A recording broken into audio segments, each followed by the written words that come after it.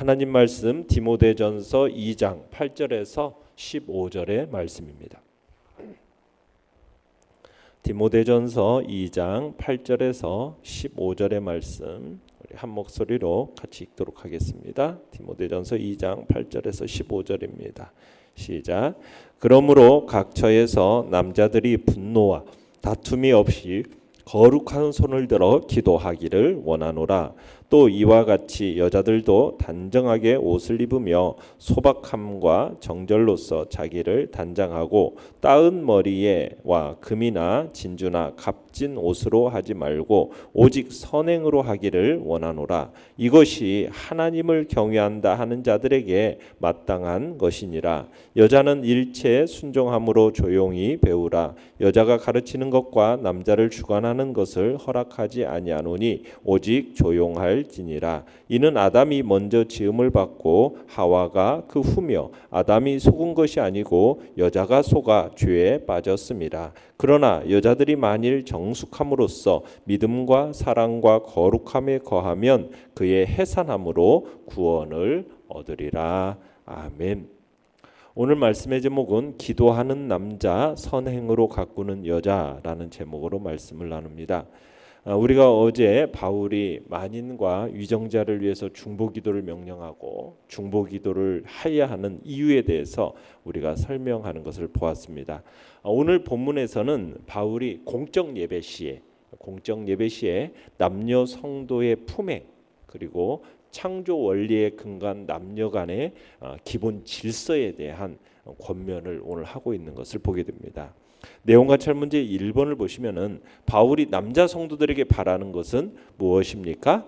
자, 8절 읽어보겠습니다. 시작. 그러므로 각 처에서 남자들이 분노와 다툼이 없이 거룩한 손을 들어 기도하기를 원하노라. 자, 바울은 당시 그리스도인 회중들이 모이는 곳에서 어디서든지 남자들이 대표로 기도하는 것을 지금 전제로 하고 본문의 권면을 주고 있는 겁니다. 특별히 이들에게 요구되는 것은 기도의 태도가 뭐냐 그것을 얘기하고 있는 건데요.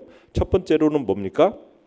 분노와 다툼이 없어야 된다라고 얘기하고 있어요. 분노와 다툼이 없어야 된다. 자, 여기서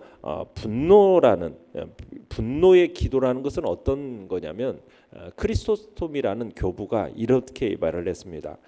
당신이 당신의 형제에게 불리한 기도를 드리고 있는가? 그리고 당신의 기도는 그에게 불리하게 되는 게 아니라 오히려 당신 자신에게 불리하게 된다. 그러니까 마치 이렇게 기도하는 거죠. 그에게도 꼭 같은 화를 내려주십시오. 그에게도 그와 같은 일게 해주십시오. 그를 쳐주십시오. 그에게 보복하여 주십시오. 이런 식으로 기도하는 기도는 이게 분노의 기도인 거죠. 그 분노의 기도는 오히려 자신을 불리하게 만든다. 이렇게 표현을 하고 있는 겁니다. 그러니까 분노의 기도가 되지 않도록 마음에 분노를 품고 기도해서는 안 됨을 이야기하고 있는 겁니다. 그러면서 다툼이라는 표현을 쓰고 있는데 이 다툼이라는 표현은 트집 잡기를 좋아하는 이들의 어떤 공연한 시비, 트집 잡기를 좋아하는 사람들의 어떤 공연한 시비를 얘기하는 게 다툼입니다. 그런 것이 없이 대신에 어떻게 기도하라고 얘기하고 있습니까? 둘째로 얘기하는 게 거룩한 손을 들어서 기도해야 한다라고 했어요. 거룩한 손. 그러니까 바울이 강조하고 있는 것은 어떤 단순히 손 들고 기도하라는 얘기겠습니까? 그게 아니죠. 어떤 기도의 외적인 자세로 손의 위치를 들고 손을 들고 기도해야 된다. 그 얘기를 하는 게 아니라 기도하는 자의 영적 태도에 관한 겁니다. 그러니까 흠이 없고 정결한 생활을 하는 가운데 기도하라는 거예요. 흠이 없고 정결한 생활을 하는 가운데 기도하라는 거예요. 그러니까 거룩한 손이 거룩한이라는 건 뭐냐면 부정한 것과 단절된 상태를 말하는 거거든요. 그러니까 어떤 살인이나 간음이나 도둑질과 같은 어떤 추악한 범죄에서 분리된 상태, 부당한 행위로 말미암아 더럽혀지지 않은 상태, 이것을 지칭하는 단어가 거룩한이라는 단어예요. 그러니까 만약 기도하는 자가 이런 부정한 범죄로 자신을 더럽혔다면 지금 여기서 얘기하는 건 공중 예배 시의 대표 기도를 지금 얘기하는 겁니다. 그런 공중 예배 시의 대표 기도자가 되어서는 안 된다. 어떤 경고의 의미를 포함하고 있는 거죠. 그러니까 거룩한 손을 들어 기도한다라는 것은 부정한 그런 행위, 추악한 범죄와 분리된 상태 속에서 하나님 앞에 기도해야 되는 모습을 얘기하고 있는 겁니다. 내용 관찰 문제 2번입니다. 자, 바울은 여자 성도들에게 어떤 아름다움을 추구하라고 말합니까? 9절과 10절을 다시 한번 읽어보겠습니다. 시작. 또 이와 같이 여자들도 단정하게 옷을 입으며 소박함과 정절로서 자기를 단장하고 따은 머리와 금이나 진주나 값진 옷을 하지 말고 오직 선행으로 하기를 원하노라. 이것이 하나님을 경외한다 하는 자들에게 마땅한 것이니라. 자, 바울은 여자 성도들에게 미덕과 선행으로서 외모보다는 내면을 단장하는 그런 아름다움을 추구할 것을 말하고 있습니다. 그러니까 바울은 여성도들에게 단정하게 옷 입을 것을 요구하고 있는데, 이 단정한 옷차림, 이게 이제 예배드리는 자의 어떤 정돈된 마음가짐을 표현하는 방식인 거죠. 그래서 정돈된 마음가짐을 위해서 뭐라고요? 단정한 옷차림을 얘기를 합니다. 이게 이제 겉으로 드러나는 모습이겠죠. 그 정돈된 마음가짐을 바울은 또 뭘로써 이렇게 표현하고 있느냐? 소박함과 정절로서 지금 표현하고 있습니다. 이 소박함과 정절이라는 것은 어떤 경솔함, 천박함, 이것과는 대립되는 단어죠. 품위와 진지함을 의미하는 겁니다. 그러니까 소박함과 정절이라는 것은 품위를 가지라는 거예요. 진지함을 가지라는 거예요. 그게 바로 여성이 반드시 지녀야 할 미덕이라고 얘기하고 있습니다. 그러면서 바울은 지금 단정하게 옷을 입고 소박함과 정절로서 자기를 단장하는 것이 이제 구체적으로 뭔가 이것을 얘기할 때 하지 말고를 사용해서 진술하고 있어요. 하지 말고. 먼저는 뭘 하지 말래요? 따은 머리를 하지 말라 이렇게 얘기하고 있어요. 여기서 따은 머리라는 것은 뭐 머리를 이렇게 따지 말라는 얘기가 아니라, 이 당시 바울 당시에 고급 매춘부들이 치장한 머리 모양이 바로 이 따은 머리였어요. 당시 매춘부들이 자신의 머리카락을 막 탑처럼 막 따 올려가지고 그 따은 머리를 고정하기 위해서 값비싼 비녀를 사용했다라고 그래요. 그러니까 그런 어떤 매춘부와 같은 그런 머리 모양으로 하지 말라는 거죠. 그런 따은 머리는 경건한 마음으로 예배를 드리는 여자에게는 어울리지 않는다라는 거죠. 또 금이나 진주나 값진 옷도 마찬가지라는 거죠. 화려한 몸짓시장이 그리스도인들에게는 결코 어울리지 않는 차림새다라고 얘기를 합니다. 그러니까 소박함과 정절로서 단장하라고 해서, 그렇다고 해서 뭐 그리스도인 여성들은 뭐 아무런 치장도 하지 말라 이 얘기를 하는 건 아닙니다. 그럼 마땅한 것이 뭐냐? 그리스도인 여성들에게 어울리는 치장이 있다라는 것을 얘기하는 거죠. 그리스도인 여성들에게 어울리는 치장은 뭡니까? 따은 머리와 금이나 진주나 값진 옷이 아니라 아담한 옷과 소박함과 정절 및 선행, 이렇게 언급하고 있어요. 그러니까 여성 그리스도인들은 단정한 옷으로서 자신의 외면을 단장하고, 그러니까 단정한 옷입니다. 그리고 소박함과 정절 그리고 선행으로서 자신의 내면을 가꿔야 할 것을 얘기하고 있어요. 그러면서 하나님을 경외한다고 하는 자들이 취해야 할 마땅한 행동은 뭐냐? 바로 미덕과 선행이라는 거죠. 그래서 자신의 외모보다는 내면을 단장하기에 힘쓸 것을 얘기하고 있습니다. 이런 얘기는 베드로 사도도 베드로전서 3장 3절 4절에서도 동일하게 얘기를 하고 있죠. 너희 단장은 머리를 꾸미고 금을 차고 아름다운 옷을 입는 외모로 하지 말고 오직 마음에 숨은 사람을 온유하고 안정한 심령에 썩지 아니할 것으로 하라. 이는 하나님 앞에 값진 것이니라. 그러니까는 베드로가 이야기한 것과 동일한 이야기지 않습니까? 그러니까 그리스도인의 여성의 아름다움이라는 것은 사치스러운 치장을 한 외모에 있는 게 아니라 하나님을 예배하는 자로서 현숙하고 순결한 성품과 사랑의 봉사에 있다. 지금 그 얘기를 하고 있는 겁니다. 연구와 묵상 문제 3번입니다. 바울이 여자가 가르치는 것과 남자를 주관하는 일을 해서는 안 된다라고 말하는 이유는 무엇일까요? 자, 11절에서 14절까지 다시 한번 읽어보겠습니다. 시작. 여자는 일체 순종함으로 조용히 배우라. 여자가 가르치는 것과 남자를 주관하는 것을 허락하지 아니하노니 오직 조용할지니라. 이는 아담이 먼저 지음을 받고 하와가 그 후며 아담이 속은 것이 아니고 여자가 속아 죄에 빠졌습니다. 자, 여기에서는 지금 남녀간의 기본 질서에 대해서 교훈을 하고 있습니다. 특히 여성이 취해야 할 태도를 중점적으로 밝히고 있는데요. 특별히 이런 태도를 취해야 하는 당위성을 어디에서 가져오고 있습니까? 창조의 원리에서 찾고 있죠. 그러니까 지금 여기서 지금 창조의 원리를 말한다고 해가지고 이것이 남녀의 어떤 기본적인 평등함을 부인하는 건 아닙니다. 창조의 원리에 따른 남녀 간의 질서를 규명해 줌으로써 이 당시 가부장적인 어떤 제도하에 있었던 당시 시대적인 상황을 거부하면서 뭐 여성이 남성보다 나섬으로 인해서 인한 야기되는 혼란을 어떻게 방지하고자 지금 이 얘기를 하고 있는 겁니다. 우리가 이 단락을 해석할 때 섣불리 여성에 대한 어떤 성적 차별을 운운해서는 안 돼요. 여기 이 문맥의 흐름은 뭐냐면 당시 문화와 시대적인 상황에 우리가 조금 유의할 필요가 있는데, 바울은 우리가 그 앞에서 어떤 이야기를 봤었느냐면 1장 앞쪽에서 보면은 그런 표현을 했어요. 예수 그리스도께서 어떠한 차별도 없이 모든 사람을 위해서 십자가에서 죽으셨다. 그죠? 예수님께서 십자가에서 죽으셨다라는 것은 차별함이 없도록, 모든 사람을 차별함이 없도록 십자가에서 죽으신 거예요. 그러니까 남성과 여성이라는 것은 그리스도 안에서는 전적으로 평등합니다. 그런데도 불구하고 여기서 지금 바울이 여자는 일체 순종함으로 조용히 배우라. 지금 이 얘기는 뭐냐면, 우리가 지금 이 흐름, 문맥의 흐름은 뭐냐면 공중 예배 시의 질서에 대한 교훈입니다. 공중 예배 시. 지금 남성에 대한 교훈도 뭐예요?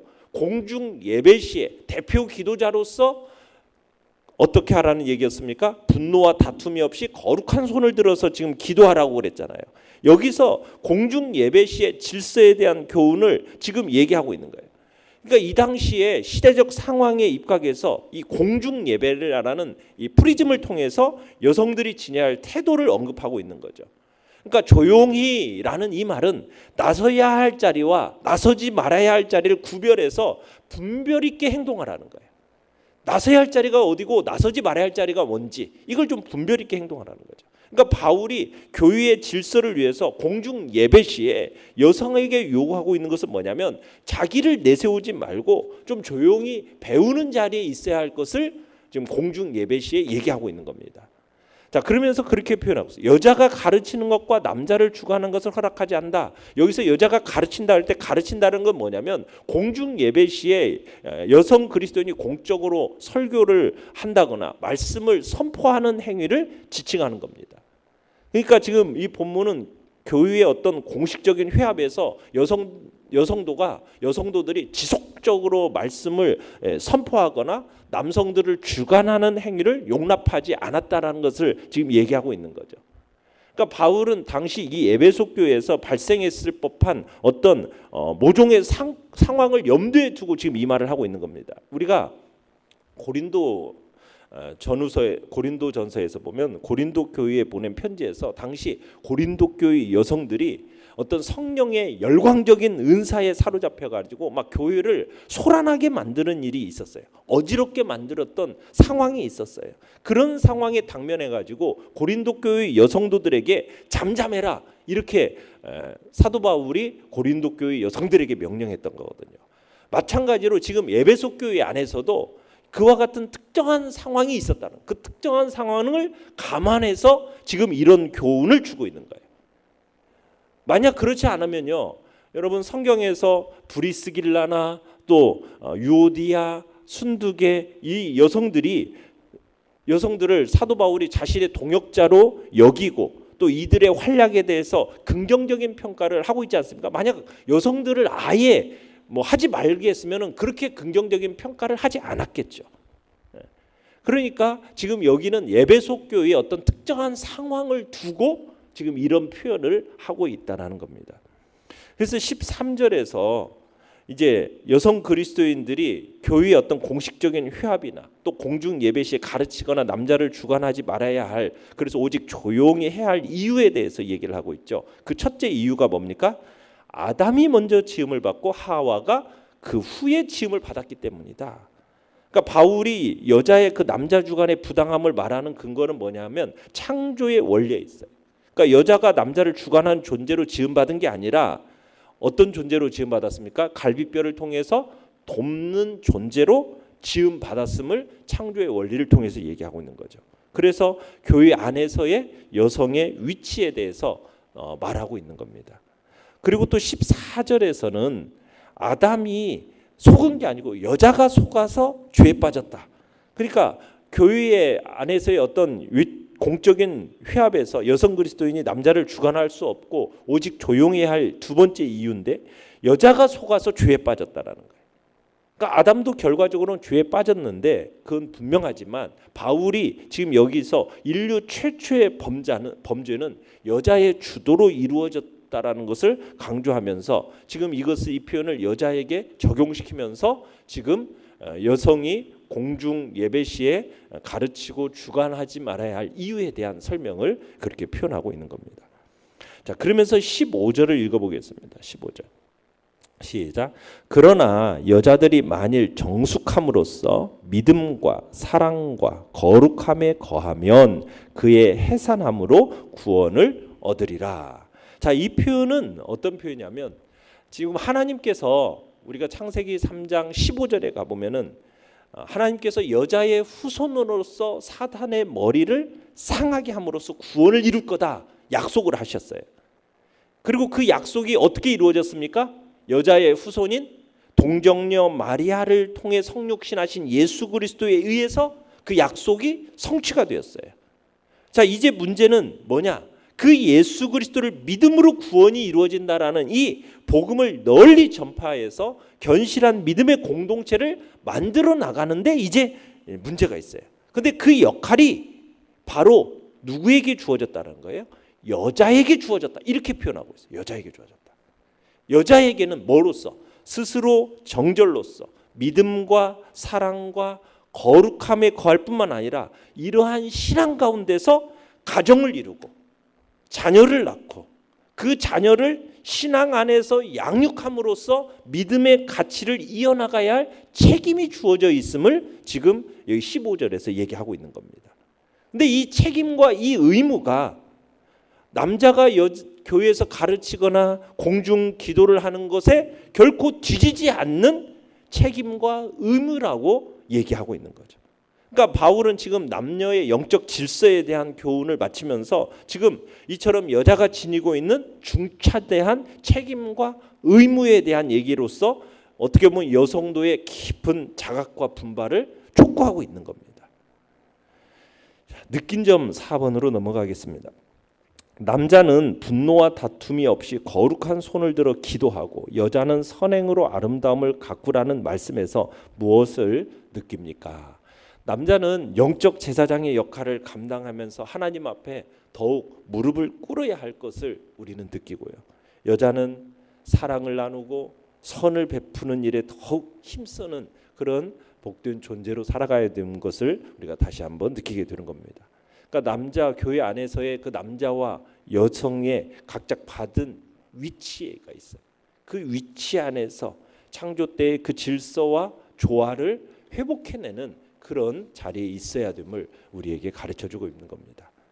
그런데 많은 경우에 남자들이 기도하는 대신에 다투고 싸우고 이러나 정신이 없고 여성도들은 순종 대신에 앞자리로 나서서 막 교회를 마음대로 움직이려고 하는 그런 모습을 보일 경우에 성도들의 기도가 막히는 역사가 나타나고 질서는 사라지고 교회 전체가 비틀비틀거리고 표류하고 결국에는 고함 소리와 소음과 어지러운 그 불협화음으로 인해서 결국에는 교회가 시끄러운 그런 상태로 된다라는 거예요. 그래서 지금 사도 바울은 교회 안에서 정말 각자의 위치 속에서 올바른 모습을 회복해내는 것이 얼마나 필요한지를 얘기하는 겁니다. 남자들은 먼저 화평한 가운데 기도하기를 힘쓰라는 거예요. 다툼과 분쟁으로 소란한 이 사회 속에 정말 공동체 속에 평화와 신령한 하나님의 진리를 전하도록 해야 된다는 거죠. 여성들은 단정하고 경건한 모습을 통해서 이 세상 여성들에게 정말 진정한 아름다움이 뭔가 이걸 가르쳐야 된다는 거죠. 올바른 여성의 자리로 돌아가서 믿음과 정절과 거룩함과 순종의 모범을 보이면서 참다운 여성의 길이 뭔지 이것을 제시하도록 해야 할 것을 얘기하고 있는 겁니다. 그러니까 하나님께서 창조하신 만물이 질서 있게 운행되고 그럴 때 하나님께 영광을 노래하듯이 우리 모든 성도들이 질서라는 것, 조화라는 것 이걸 통해서 복음의 하모니가 이 땅에 하나님의 영광이 가득 차도록 해야 할 것입니다. 결단과 적용 5번입니다. 나는 어떤 남자 어떤 여자가 되고 싶은지 적고 그 모습이 성경에서 요구하는 것과 어떻게 다른지 점검해 봅시다. 등교하는 자녀를 안고 축복해 주거나 분노를 터뜨리기 전에 마음속으로 기도하는 듯 오늘 할 수 있는 기도와 선행을 적어 봅시다. 우리가 주님 앞에서 어떠한 모습으로 우리 자신을 세워갈지 다시 한번 기도하고 결단하는 시간 되시길 바랍니다. 오늘의 기도 같이 읽겠습니다. 시작. 거룩한 손을 들어 기도하게 하시고 기꺼이 희생하고 섬기며 그리스도의 향기를 바라게 하소서. 아멘.